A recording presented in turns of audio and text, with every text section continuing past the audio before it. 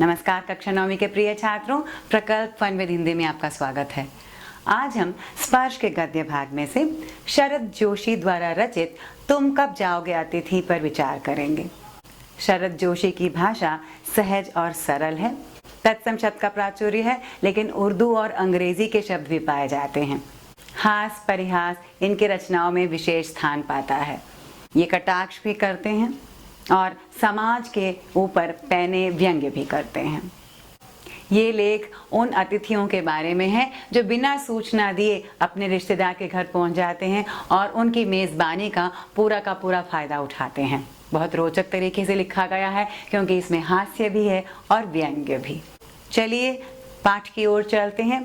तुम कब जाओगे अतिथि। मेरे चैनल को ज़रूर सब्सक्राइब कीजिए और बेल आइकॉन भी ज़रूर दबाइए ताकि जब भी मैं कोई नया वीडियो पोस्ट करूं आपको उसकी खबर मिलती रहे।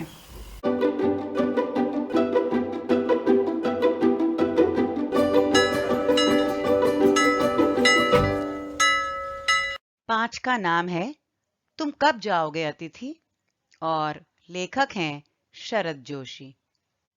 आज तुम्हारे आगमन के चतुर्थ दिवस पर यह प्रश्न बार बार मन में घुमड़ रहा है, तुम कब जाओगे अतिथि। तुम जहां बैठे निसंकोच सिगरेट का धुआं फेंक रहे हो, उसके ठीक सामने एक कैलेंडर है। देख रहे हो ना, इसकी तारीखें अपनी सीमा में नम्रता से फड़फड़ाती रहती हैं। विगत 2 दिनों से मैं तुम्हें दिखाकर तारीखें बदल रहा हूं। तुम जानते हो, अगर तुम्हें हिसाब लगाना आता है कि यह चौथा दिन है, तुम्हारे सतत आतिथ्य का चौथा भारी दिन, पर तुम्हारे जाने की कोई संभावना प्रतीत नहीं होती। लेखक के घर अतिथि आए हुए हैं और उन्हें आए 4 दिन हो गए हैं। अब लेखक के मन में यह सवाल उठता है कि लेखक के अतिथि कब जाएंगे। यानी वो आमने सामने पूछ भी नहीं पाते हैं, लेकिन बार बार यही सवाल उनके मन में उठता है कि तुम कब जाओगे अतिथि, तुम्हें आए इतने सारे दिन हो गए हैं, अब तुम जाओ। लेखक बताते हैं कि उनका मन करता है कि अपने अतिथि को बताएं कि जिस जगह वो बैठे हुए हैं और आराम से सिगरेट पी रहे हैं, उसके ठीक सामने एक कैलेंडर है और लेखक अतिथि के सामने ही कैलेंडर की तारीखें बदल रहे हैं ताकि उन्हें समझ में आए कि उन्हें आए बहुत दिन हो गए हैं। बताते हैं कि उनके सामने जो कैलेंडर है वो बड़ी नम्रता से फड़फड़ा रही है। मतलब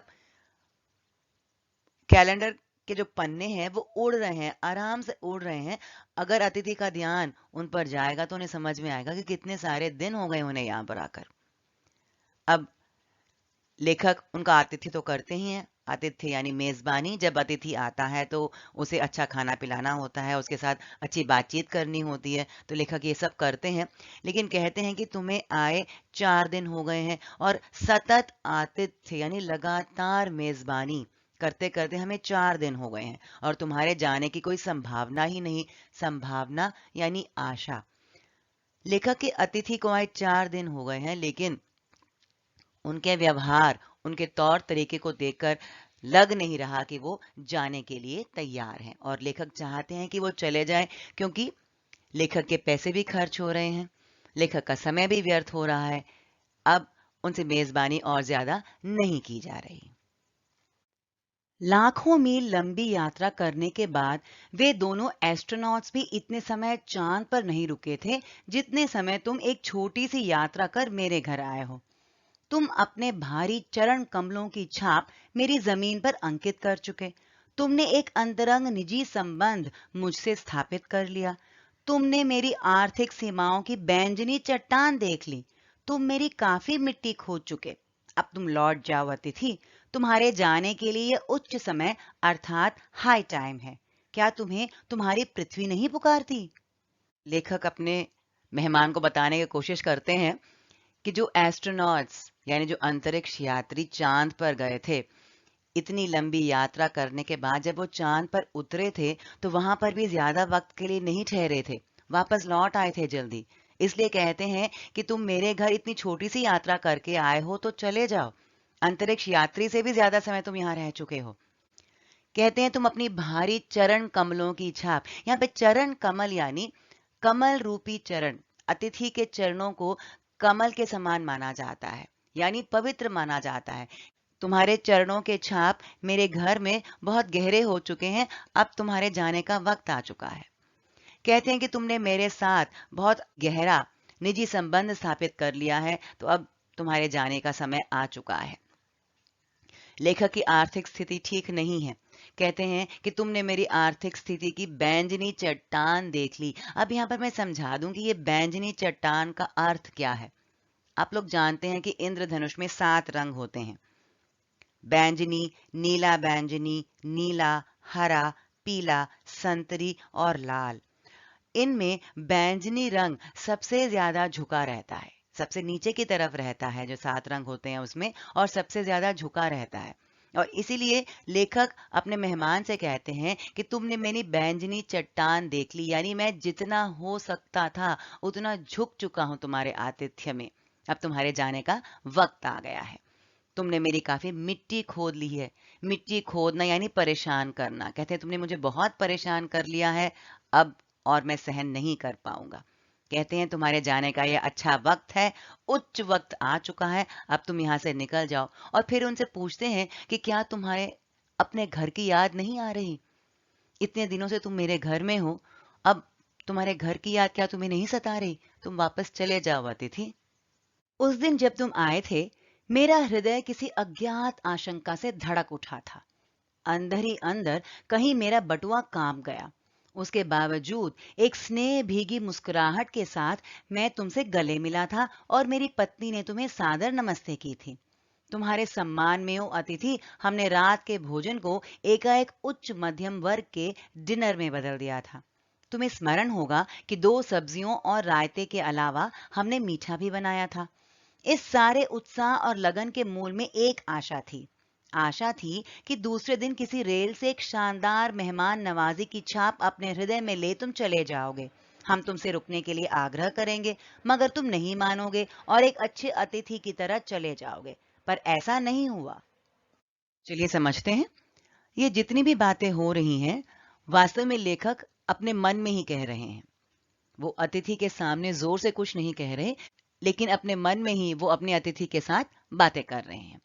अब बताते हैं कि जिस दिन तुम आए थे, उस दिन मेरे मन में एक आशंका धड़क उठी थी, यानी मेरा दिल डर गया था।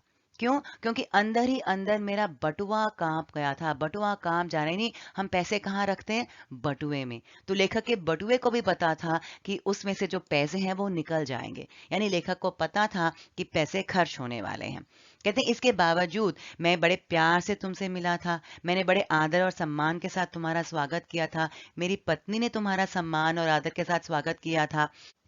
कहते हैं जब तुम आए थे तब रात का खाना हमने उच्च मध्यम वर्ग के डिनर में बदल दिया था। अब उच्च मध्यम वर्ग यानी हाई मिडिल क्लास के डिनर के रूप में कहते हैं कि हमने खाने में 2 सब्जियां रखी थी, एक रायता, एक मीठा। अब जब हम रोज घर में खाना बनाते हैं, इतनी सारी चीजें नहीं बनाते हैं, लेकिन जब कोई मेहमान आता है तो उसके स्वागत में ये सब बनता है। तो लेखक के घर में भी बना था। कहते हैं उस दिन हमने तुम्हारा इतना अच्छा आतिथ्य किया था, लेकिन ये सब करने के पीछे हमारे मन में एक आशा थी कि अगले दिन तुम चले जाओगे, एक शानदार मेहमान नवाजी की छाप लेकर चले जाओगे। लेखक के मन में ये आशा थी कि अगले दिन अतिथि चले जाएंगे। लेखक आग्रह करेंगे, झूठ मूठ का आग्रह करेंगे कि तुम कुछ दिन और रुक जाओ, लेकिन अतिथि चले जाएंगे। और इसी आशा में उन्हें अच्छा खिलाया पिलाया था, लेकिन ऐसा नहीं हुआ। जो लेखक ने सोचा था वैसा बिल्कुल नहीं हुआ। अतिथि गए ही नहीं, वहीं पर रुक गए। दूसरे दिन भी तुम अपनी अतिथि सुलभ मुस्कान लिए घर में ही बने रहे। हमने अपनी पीड़ा पी ली और प्रसन्न बने रहे। स्वागत सत्कार के जिस उच्च बिंदु पर हम तुम्हें ले जा चुके थे, वहां से नीचे उतर हमने फिर दोपहर के भोजन को लंच की गरिमा प्रदान की और रात्रि को तुम्हें सिनेमा दिखाया। हमारे सत्कार का यह आखिरी छोर है, जिससे आगे हम किसी के लिए नहीं बढ़े। इसके तुरंत बाद भावभीनी विदाई का वह भीगा हुआ क्षण आ जाना चाहिए था, जब तुम विदा होते और हम तुम्हें स्टेशन तक छोड़ने जाते, पर तुमने ऐसा नहीं किया। लेखक ने यह सोचकर अच्छी मेहमान नवाजी और अच्छा आतिथ्य किया था कि उनके अतिथि अगले दिन चले जाएंगे, लेकिन ऐसा नहीं हुआ। दूसरे दिन भी अतिथि वहीं पर रहे। कहते अतिथि सुलभ मुस्कान लिए, यानी बड़ी प्यार सी जो मुस्कान होती है, जो अतिथि जब हमारे घर आते हैं तो जिस मुस्कान के साथ आते हैं, उसी मुस्कान के साथ अतिथि अगले दिन भी वहीं बने रहे। कहते हैं उन्होंने अपना दुख पी लिया, लेखक ने अपना दुख पी लिया। उन्हें लगा था अतिथि चले जाएंगे, नहीं गए, दुखी थे, लेकिन अपना दुख पीकर फिर भी उनका स्वागत सत्कार किया। अगले दिन दोपहर को भोजन को लंच की गरिमा प्रदान की। गरिमा यानी गौरव। देखिए, लंच, डिनर, ये सारे ऐसे शब्द हैं जो हर रोज घर में प्रयुक्त नहीं होते। यानी भोजन शब्द जो है वो साधारण खाना के लिए होता है। अब यहाँ पर लंच, डिनर वगैरह शब्दों का प्रयोग इसीलिए किया गया है क्योंकि अतिथि को जो खाना दिया गया था वो थोड़ा ज्यादा बनाया गया था। यानी आतिथ्य के कारण जो थोड़ा ज्यादा खाना बनाया जाता है उसे लंच डिनर का नाम दिया जाता है। तो यहाँ पर फिर से अगले दिन दोपहर को उन्होंने लंच बनाया, यानी अच्छा खाना खिलाया, और रात को फिर सिनेमा दिखाने ले गए। कहते हैं कि इससे आगे हम आतिथ्य नहीं कर सकते हैं, बहुत पैसे खर्च हो चुके हैं हमारे, अब इससे आगे आतिथ्य नहीं कर सकते हैं। कहते हैं उन्हें लगा कि अगले दिन फिर से इसके बाद वो विदाई लेकर चले जाएंगे, भावभीनी विदाई, यानी प्रेम से भरी हुई विदाई लेकर चले जाएंगे, लेकिन ऐसा नहीं हुआ। लेखक को लगा कि वो शायद उस दिन स्टेशन तक छोड़ने जाएंगे अपने अतिथि को, वो वहां से चले जाएंगे, लेकिन ऐसा नहीं हुआ। अतिथि वहां पर रुके रहे। तीसरे दिन की सुबह तुमने मुझसे कहा, मैं धोबी को कपड़े देना चाहता हूं। यह आघात अप्रत्याशित था और इसकी चोट मार्मिक थी। तुम्हारे सामीप्य की वेला एकाएक यूं रबर की तरह खिंच जाएगी, इसका मुझे अनुमान ना था। पहली बार मुझे लगा कि अतिथि सदैव देवता नहीं होता, वह मानव और थोड़े अंशों में राक्षस भी हो सकता है। किसी लॉन्ड्री पर दे देते हैं, जल्दी धुल जाएंगे। मैंने कहा। मन ही मन एक विश्वास पल रहा था कि तुम्हें जल्दी जाना है। कहाँ है लॉन्ड्री? अतिथि को आए 2 दिन हो गए थे। तीसरे दिन लेखक को लगा कि शायद वो चले जाएंगे, लेकिन ऐसा नहीं हुआ। अतिथि ने कुछ ऐसा कर दिया जो लेखक के दिल को चोट पहुंचा गया। यानी अचानक उन्होंने कुछ ऐसी बात कर दी जो लेखक के हृदय को छू गई, यानी चोट पहुंचा गई, दर्द दे गई। क्या बात थी? अतिथि ने पूछा कि धोबी कहाँ रहता है, यानी धोबी कहाँ पर होगा, उन्हें अपने कपड़े धोबी को देने थे। इससे लेखक को समझ में आ गया अतिथि उस दिन जाने वाले नहीं थे। कहते हैं कि जिस तरह रबर को जितना खींचो वो खींचता जाता है, उसी प्रकार अतिथि के वहां रहने का वक्त भी खिंचता जा रहा था। वो और ज्यादा वक्त वहां पर रह रहे थे। कहते हैं मुझे इसका अंदाजा बिल्कुल नहीं था। जब लेखक के अतिथि आए थे तो उन्हें बिल्कुल अंदाजा नहीं था कि इतने दिन वहां पर रहेंगे। कहते हैं पहली बार उन्हें लगा कि अतिथि हमेशा देवता नहीं होता। कहते हैं ना, अतिथि देवो भव, यानी अतिथि देवता के समान होता है। इसलिए जब अतिथि आते हैं उनका स्वागत सत्कार किया जाता है, उन्हें खिलाया पिलाया जाता है, बड़े प्यार से पेश आया जाता है। लेकिन अब लेखक को ऐसा लग रहा था कि अतिथि हमेशा देवता नहीं होता, कभी कभी राक्षस भी हो जाता है। राक्षस क्यों कहा गया है? क्योंकि राक्षस ऐसा व्यक्ति होता है जिसके साथ हम रहना नहीं चाहते। राक्षस से डर लगता है, उसे दूर ही रहते हैं। तो यहाँ पर अब लेखक को अतिथि राक्षस के समान लगने लगा था, वो उससे दूर रहना चाहते थे, वो चाहते थे कि वो चला जाए। अब जब अतिथि ने पूछ लिया धोबी के बारे में तो लेखक ने जवाब दिया कि चलो लॉन्ड्री में दे देते हैं। अब यहाँ पर लॉन्ड्री की बात इसीलिए कही गई है क्योंकि लॉन्ड्री में काम जल्दी हो जाता है। लेखक को लगा कि अगर अतिथि लॉन्ड्री में अपने कपड़े दे देंगे तो शायद कपड़े जल्दी आ जाएं और लेखक के अतिथि जल्दी चले जाएं। इसलिए कहा कि चलो लॉन्ड्री में दे देते हैं। अब अतिथि ने पूछा कि लॉन्ड्री कहाँ है? चलो चलते हैं, मैंने कहा और अपनी सहज बनियान पर औपचारिक कुर्ता डालने लगा। कहाँ जा रहे हैं? पत्नी ने पूछा। इनके कपड़े लॉन्ड्री पर देने हैं, मैंने कहा। मेरी पत्नी की आंखें एकाएक बड़ी बड़ी हो गईं। आज से कुछ बरस पूर्व उनकी ऐसी आंखें देख मैंने अपने अकेलेपन की यात्रा समाप्त कर बिस्तर खोल दिया था। पर अब जब वे ही आंखें बड़ी होती हैं तो मन छोटा होने लगता है। वे इस आशंका और भय से बड़ी हुई थीं कि अतिथि अधिक दिनों ठहरेगा। आगे बढ़ते हैं। जब अतिथि ने लॉन्ड्री पर जाने की बात की तो लेखक उन्हें ले जाने के लिए तैयार हो गए और कुर्ता पहनने लगे। अब जब बाहर जाते हुए पत्नी ने देखा तो पूछा कि कहाँ जा रहे थे। लेखक ने बताया कि वो लॉन्ड्री पर अपने अतिथि के साथ उनके कपड़े देने जा रहे थे। अब ये बात सुनते ही कहते हैं कि उनकी पत्नी की आंखें बड़ी हो गईं। ये डर और आशंका से बड़ी हुई थी क्योंकि उन्हें भी अंदाजा हो गया था कि अतिथि अब कुछ और दिन वहां पर रहेंगे। इनकी आंखों के बारे में अब लेखक कहते हैं कि कुछ साल पहले इन्हीं आंखों की सुंदरता के कारण उन्होंने इनसे विवाह करने का निश्चय किया था, अपना बिस्तर खोल दिया था, यानी सेटल होने का निश्चय कर लिया था, उनसे विवाह कर लिया था। लेकिन अब जब उनकी पत्नी की आंखें बड़ी होती हैं तो लेखक का दिल छोटा हो जाता है, क्योंकि उन्हें पता है कि ये आंखें सुंदरता में बड़ी नहीं हो रही हैं, डर और आशंका के कारण बड़ी हो रही हैं। और ये सच था, क्योंकि इस डर से कि लेखक के अतिथि वहां पर कुछ और दिन रहेंगे, उनकी पत्नी की आंखें इतनी बड़ी हो गई थी, पत्नी डर गई थी। और आशंका निर्मूल नहीं थी। अतिथि, तुम जा नहीं रहे। लॉन्ड्री पर दिए कपड़े धुलकर आ गए और तुम यहीं हो। तुम्हारे भरकम शरीर से सलवटे पड़ी चादर बदली जा चुकी और तुम यहीं हो। तुम्हें देखकर फूट पड़ने वाली मुस्कुराहट धीरे धीरे फीकी पड़कर अब लुप्त हो गई है। ठहाकों के रंगीन गुब्बारे जो कल तक इस कमरे के आकाश में उड़ते थे, अब दिखाई नहीं पड़ते।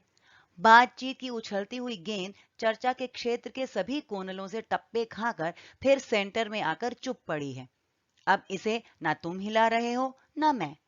कल से मैं उपन्यास पढ़ रहा हूं और तुम फिल्मी पत्रिका के पन्ने पलट रहे हो। शब्दों का लेन देन मिट गया और चर्चा के विषय चुक गए। लेखक की पत्नी की जो आशंका थी वो निर्मूल नहीं थी, यानी बेसलेस नहीं थी। कहने का मतलब ये है कि जो आशंका लेखक की पत्नी के मन में आई थी वो सच निकली, क्योंकि अतिथि अब भी नहीं गए थे। लॉन्ड्री से कपड़े धुलकर आ गए थे, फिर भी अतिथि वहीं पर बने रहे। इतने दिनों तक वहां पर रुक चुके हैं, इतने दिनों तक वहां पर रात को रुक चुके हैं कि वो जिस बेड पर इतने दिनों तक लेटे हुए थे, वो चादरें भी बदली जा चुकी हैं, वो भी गंदी हो चुकी हैं। इतने सारे दिन हो गए अतिथि को वहां पर आकर, अभी तक उनके जाने का वक्त नहीं आया था। अब यहाँ पर अनेक उदाहरण दिए गए हैं, गुब्बारे, गेंद। कहते हैं कि ये सब उदाहरण इसलिए दिए गए हैं क्योंकि गुब्बारे, गेंद वगैरह उत्साह के लिए इन शब्दों का प्रयोग किया गया है। बच्चे जब खेलते हैं तो गुब्बारे उड़ाते हैं, गेंदों से खेलते हैं, ये उत्साह से, जोश से जो खेल खेलते हैं, उनका उदाहरण इसीलिए दिया गया है क्योंकि लेखक कहना चाहते हैं कि हम दोनों के बीच में जो बातें होती थी, जो उत्साह से भरी बातें होती थी, जो उमंग से भरी बातें होती थी, वो सब अब बंद हो चुकी हैं, क्योंकि जो उत्साह, जो उमंग, जो जोश तुम्हारे आने पर था, वो अब बोरियत में बदल चुका है। यानी लेखक और उनके अतिथि के बीच बातें करने के लिए कुछ रहा ही नहीं। दोनों बातचीत नहीं करते, अब बातचीत भी बंद हो गई है, फिर भी अतिथि वहीं पर बने हुए हैं। कहते हैं कि अब लेखक एक तरफ बैठकर उपन्यास पढ़ते हैं, उनके अतिथि दूसरी तरफ बैठकर फिल्मी पत्रिका पढ़ते हैं। दोनों बातचीत नहीं करते हैं, उनके बीच में चर्चा के लिए कोई विषय ही नहीं बचा है, क्योंकि वो सारी बातचीत खत्म कर चुके हैं। फिर भी अतिथि जाने का नाम ही नहीं ले रहे। परिवार, बच्चे, नौकरी, फिल्म, राजनीति, रिश्तेदारी, तबादले, पुराने दोस्त, परिवार नियोजन, महंगाई, साहित्य और यहाँ तक कि आंख मार मार कर हमने पुरानी प्रेमिकाओं का भी जिक्र कर लिया और अब एक चुप्पी है। सौहार्द अब शनय शनय बोरियत में रूपांतरित हो रहा है। भावनाएं गालियों का स्वरूप ग्रहण कर रही हैं, पर तुम जा नहीं रहे। किस अदृश्य गोंद से तुम्हारा व्यक्तित्व यहाँ चिपक गया है, मैं इस भेद को सब परिवार नहीं समझ पा रहा हूँ। आगे लेखक बताते हैं कि दो लोगों के बीच बातचीत के जो भी विषय होते हैं, वो सारे विषय खत्म हो चुके हैं। वो अंतरंग विषय, निजी विषय पर भी चर्चा कर चुके हैं, लेकिन अब आगे बातचीत करने के लिए कुछ है ही नहीं। इसलिए दोनों के बीच एक चुप्पी छाई हुई है, पूरे घर में एक चुप्पी छाई हुई है, क्योंकि जब बातचीत ही नहीं हो रही तो सब लोग अपने अपने कोनों में बैठे हुए चुपचाप अपना अपना काम कर रहे हैं। कहते हैं सौहार्द, सौहार्द यानी जो मैत्री का भाव होता है वो एकदम बंद हो चुका है, रुक चुका है। सारी चीजें बोरियत में परिवर्तित हो चुकी हैं, कुछ भी करना अब किसी को अच्छा नहीं लग रहा है। कहते हैं अब मेरे मन में भावनाएं जो हैं वो गालियों का रूप ले रही हैं, क्योंकि अब इतने गुस्से में हैं लेखक, कुछ कह नहीं सकते, लेकिन मन में इतना गुस्सा है कि अब उनके मन में सिर्फ गालियां फूट रही हैं। कहते हैं ऐसा कौन सा गोंद है जो अदृश्य है, अदृश्य यानी इनविजिबल। कहते हैं कौन सा इनविजिबल गोंद है, अदृश्य गोंद है, जिस कारण तुम मेरे घर में चिपके हुए हो, तुम यहाँ से जा ही नहीं रहे। कहते हैं मैं इस भेद को समझ नहीं पा रहा हूं, ये एक रहस्य है कि तुम यहाँ पर रुके हुए हो और तुम यहाँ से जा ही नहीं रहे। मतलब लेखक के मन में यह बात बार बार उमड़ रही है कि अतिथि तुम जल्दी चले जाओ। बार बार यह प्रश्न उठ रहा है, तुम कब जाओगे अतिथि? कल पत्नी ने धीरे से पूछा था। कब तक टिकेंगे ये? मैंने कंधे उचका दिए। क्या कह सकता हूँ? मैं तो आज खिचड़ी बना रही हूँ, हल्की रहेगी। बनाओ। सत्कार की ऊष्मा समाप्त हो रही थी। डिनर से चले थे, खिचड़ी पर आ गए। अतिथि के ना जाने पर लेखक के मन में बार बार ये प्रश्न उठ रहा है कि अतिथि कब जाएंगे। लेखक का मन करता है कि वो पूछ लें अपने अतिथि से, लेकिन जोर से पूछ नहीं पाते हैं, सिर्फ मन में ये सवाल रह जाता है। अब पत्नी ने भी लेखक से पूछ लिया कि कब तक ये यहाँ पर टिकेंगे।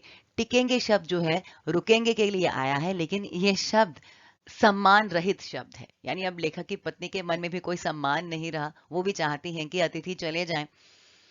लेखक की पत्नी के प्रश्न का उत्तर उनके पास नहीं था, उन्होंने बस कंधे उचका दिए, यानी उनको भी नहीं मालूम था कि अतिथि कब जाएंगे।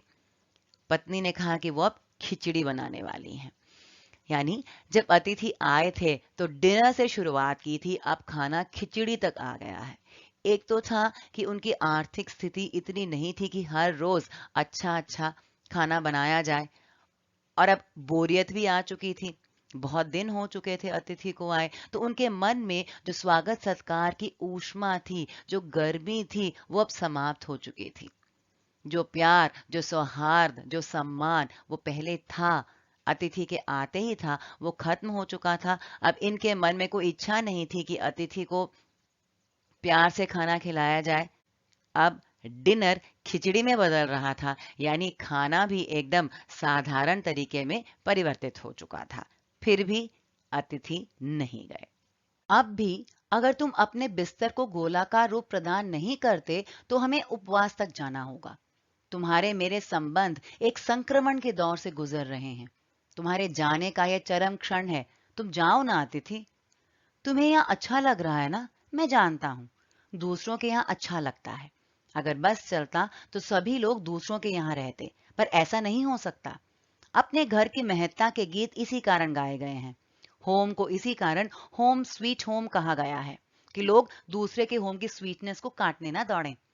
तुम्हें यहाँ अच्छा लग रहा है, पर सोचो प्रिय कि शराफत भी कोई चीज होती है, और गेट आउट भी एक वाक्य है जो बोला जा सकता है।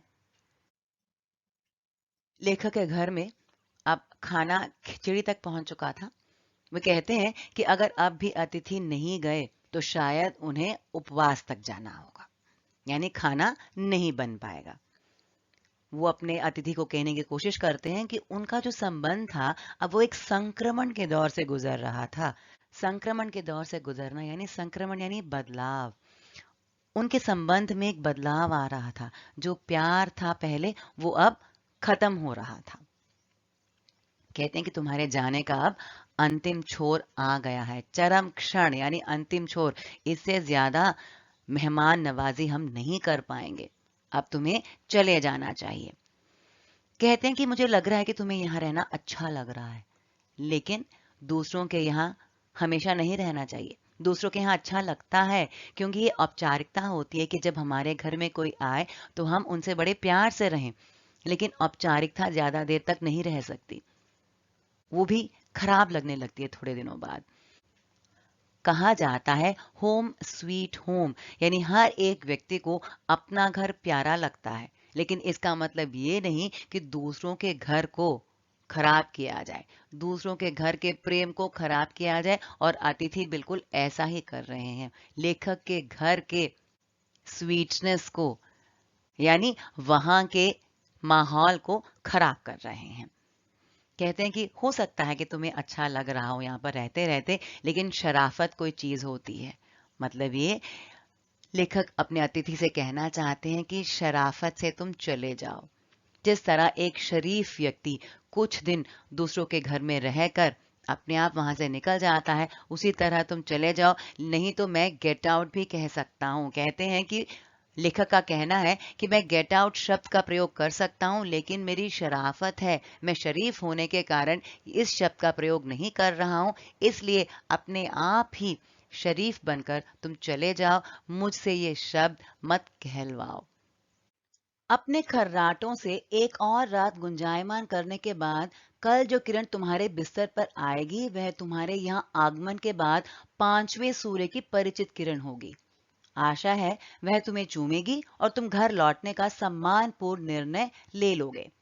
मेरी सहनशीलता की वह अंतिम सुबह होगी। उसके बाद मैं स्टैंड नहीं कर सकूंगा और लड़खड़ा जाऊंगा। मेरे अतिथि, मैं जानता हूं कि अतिथि देवता होता है, पर आखिर मैं भी मनुष्य हूं। मैं कोई तुम्हारी तरह देवता नहीं। एक देवता और एक मनुष्य अधिक देर साथ नहीं रहते। देवता दर्शन देकर लौट जाता है, तुम लौट जाओ अतिथि। इसी में तुम्हारा देवत्व सुरक्षित रहेगा। यह मनुष्य अपनी वाली पर उतरे उसके पूर्व तुम लौट जाओ। उफ, तुम कब जाओगे अतिथि? पाठ के आखिरी गद्यांश की ओर चलते हैं। लेखक अब भी आशावादी बनने की कोशिश करते हैं। कहते हैं कि उस रात को अतिथि के रुकने के बाद, एक और रात गुंजायमान करने के बाद, यानी गूंजते हुए वहां पर रुकने के बाद, क्योंकि अतिथि खर्राटे भरते हैं रात को, तो उनके खर्राटों की आवाज उस घर में गूंजती है। कहते इस रात के बाद अगले दिन जब तुम उठोगे तो वो तुम्हारे यहाँ पर आकर पांचवें दिन का सूचक होगा, यानी 4 दिन होकर पांचवें दिन की शुरुआत हो जाएगी। और कहते हैं कि आशा है तुम अब घर वापस जाने का निर्णय ले लोगे। कहते हैं उसके बाद मेरी सहनशीलता खत्म हो जाएगी। मैं अब स्टैंड नहीं कर सकूंगा, लड़खड़ा जाऊंगा, मतलब मैं और सहन नहीं कर पाऊंगा। मैं तुम्हारा आतिथ्य नहीं कर पाऊंगा और मेहमान नवाजी और ज्यादा मुझसे नहीं हो पाएगी। लेखक कहते हैं कि वो जानते हैं कि अतिथि देवता के समान होता है, इसलिए उसका सम्मान करना चाहिए। लेकिन लेखक का मानना है कि वो भी मनुष्य हैं, कोई देवता नहीं है। उनमें सहन शक्ति समाप्त हो रही है। कहते हैं कि एक देवता और मनुष्य अधिक देर तक साथ नहीं रह सकते। देवता कौन होते हैं? जो दर्शन देकर कुछ समय अपने भक्त के साथ बिताकर वापस चले जाएं। लेकिन यहाँ पर अतिथि इतना ज्यादा वक्त बिता चुके हैं कि अब वो देवता के समान नहीं रहे। इसलिए लेखक बार बार कहते हैं कि तुम लौट जाओ अतिथि। देवता तभी तक देवता कहलाए जा सकते हैं जब तक वो अपना देवत्व कायम रखें, यानी सम्मान लें और चले जाएं।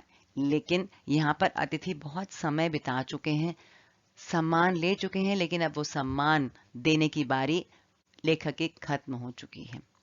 कहते हैं कि अब अगर मैं मनुष्य के रूप में उतर जाऊं, यानी मैं अपनी शराफत छोड़ दूं, तो तुम्हारे लिए वो अच्छा नहीं होगा। तो इससे पहले कि मैं अपनी शराफत छोड़ दूं, अपनी मानवता छोड़ दूं, हे अतिथि तुम लौट जाओ। अब लेखक इतने ज्यादा तंग आ चुके हैं कि वो चाहते हैं कि उनके अतिथि चले जाएं। वो मुंह से कुछ बोल नहीं पाते हैं, लेकिन उनके व्यवहार से भी अतिथि समझ नहीं पा रहे हैं या समझना नहीं चाहते हैं कि उन्हें अब चले जाना चाहिए।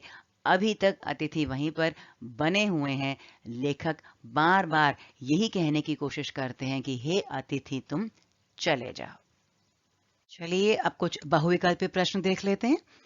आप साथ साथ उत्तर लिखते जाइए और अंत में कुंजी दी गई है, आप उसके साथ अपने उत्तर का मिलान कर सकते हैं। लेखक क्यों चाहते थे कि अतिथि कैलेंडर देखें? विकल्प क, क्योंकि कैलेंडर सुंदर था।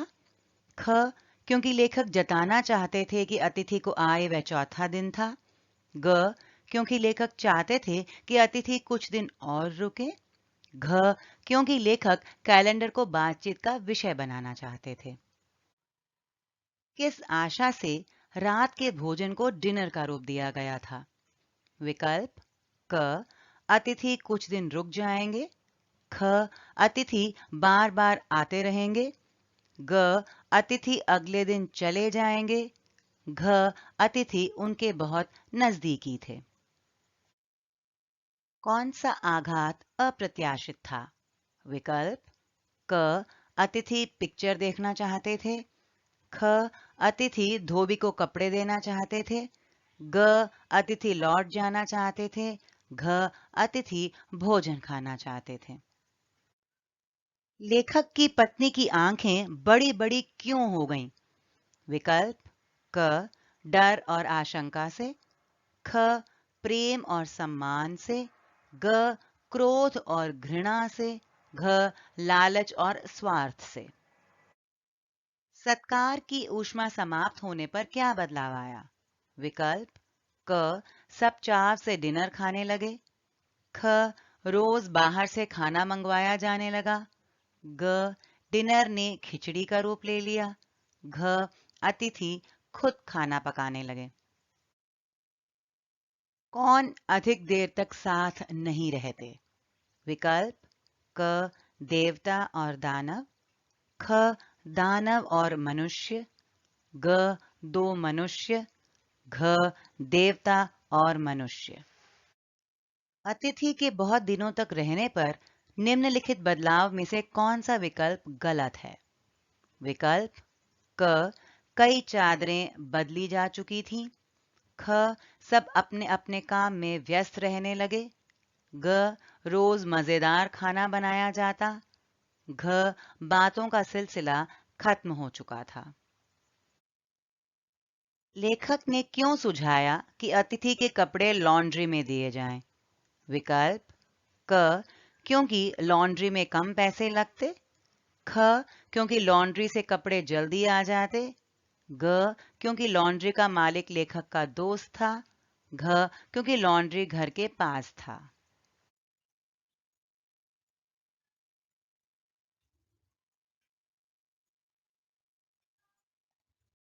छात्रों, पाठ को विस्तृत रूप से समझा चुकी हूँ। फिर भी कोई शंका, कोई संदेह हो तो कमेंट सेक्शन में ज़रूर पूछिए। अब मैं विदा लेना चाहूँगी। नमस्कार।